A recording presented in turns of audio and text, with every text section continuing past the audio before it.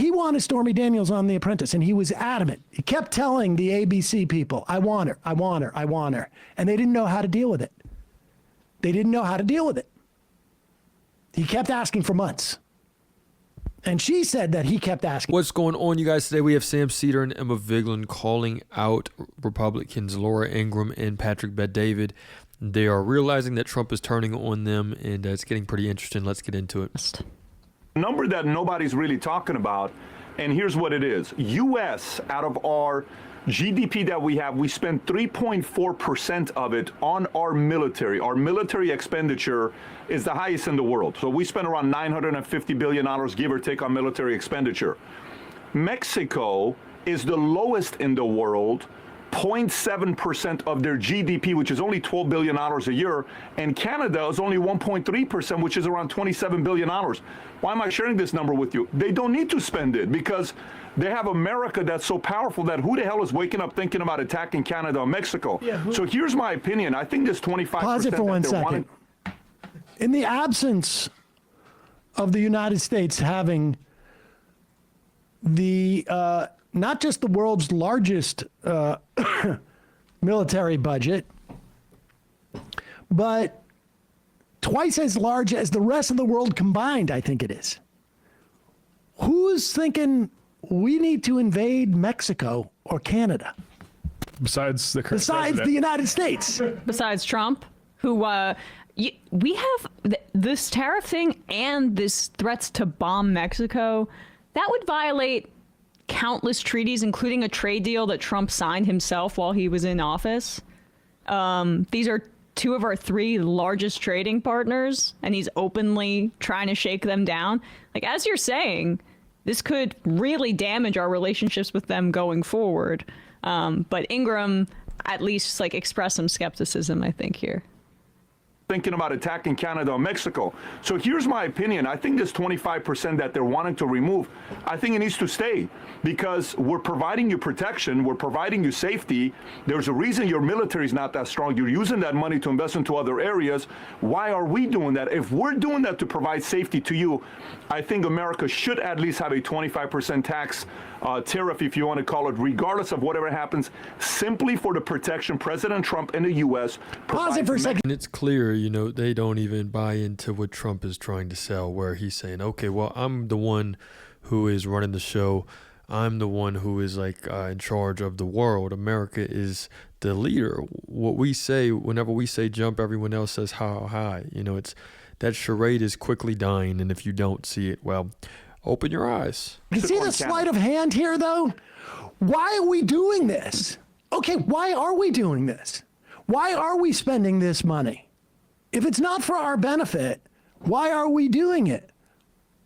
But all right, you want a 25% tariff? How about we just reduce our expenditure in the military by whatever number you think that is going to generate for these countries? Because we know that 25% tariff on these countries is going to end up being a tax, a regressive tax, a sales tax. And it's going to hurt middle and low income Americans more than anybody else.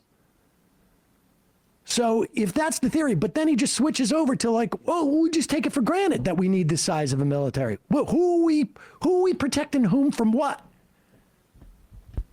Good. Happens simply for the protection President Trump and the U.S. provides Mexico and Canada.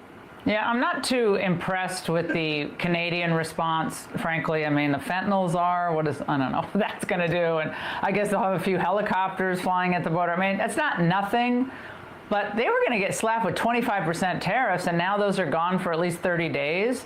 I'm not sure what's going to happen in 30 days. Maybe some other concessions, but I think President Trump saw a huge negative reaction to this, as I know you predicted, I predicted, from Wall Street, from the markets, from all the establishment types. Do you think he reacted to that? Or maybe some of his advisors said, whoa, we gotta rethink this?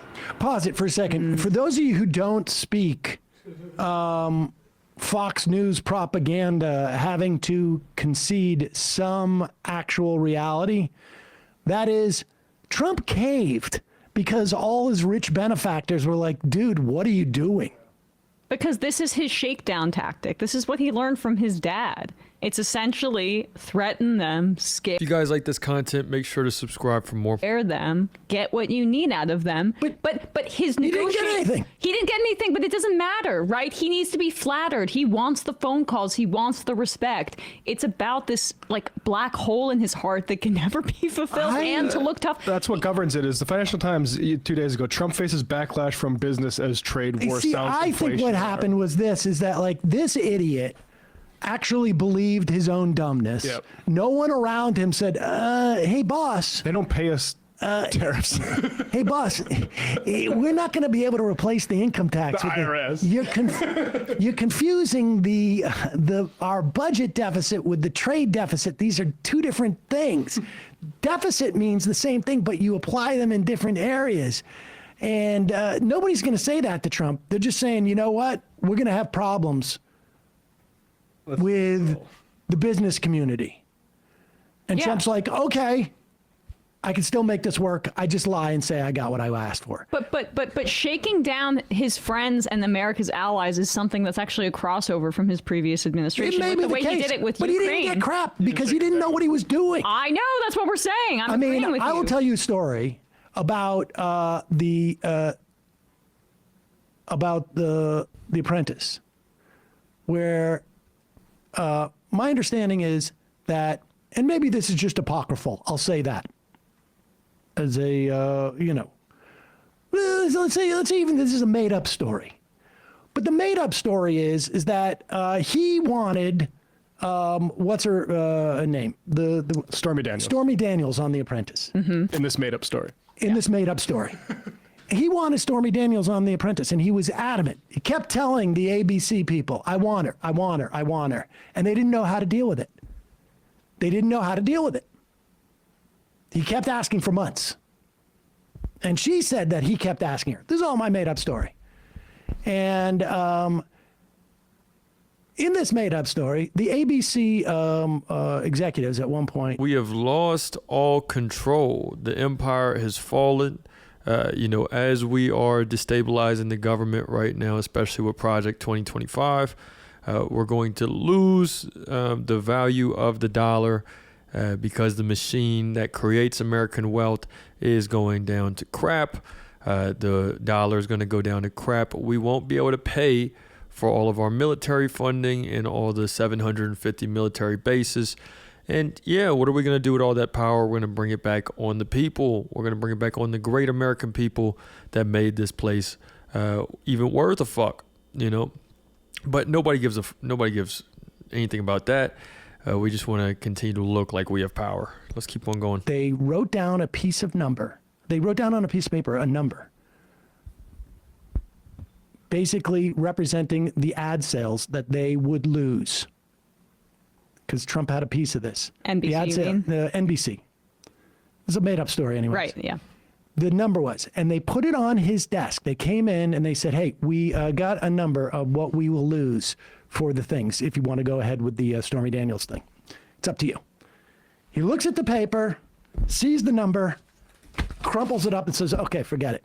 That's it. His That's version it. of that is the stock market when they reacted to these tariffs. Well, That's and- the exact same version. It's just him reacting to that and saying, okay, never mind. It's just a number. Never mind. We're going to pretend it was all real. So John Murphy, Senior Vice President of the Chamber of Commerce, says the president is right to focus on major problems like our broken border and the scourge of fentanyl, but imposition of tariffs won't solve these problems and will only raise prices for American families. Ditto Tom Madrecki. There's Vice your President of Supply Chain. populism. Yeah, Consumer Brands Association, Kim Clausen of the Peterson Institute. There's the populism. He's only responding. And yes, that's exactly what's going to happen. Sam Cedar and Emma Vigeland are calling it out perfectly. We have Laura Ingraham and Patrick Bet-David. They can't even explain Trump's buffoonery or what this party's doing for the American people. I mean, at the very end of the day, for sure, like the rich love this crap, whatever the hell's going on. The bosses, the landlords, whoever you want to talk about, it doesn't really care because they have it. They have money. But the people that are actually wanting to make it work check to check, that have to like make ends meet that way, yeah, they're screwed, and they're going to continue to get screwed as this term goes on. Let me know what you guys think in the comments. It's another day in the progressive way.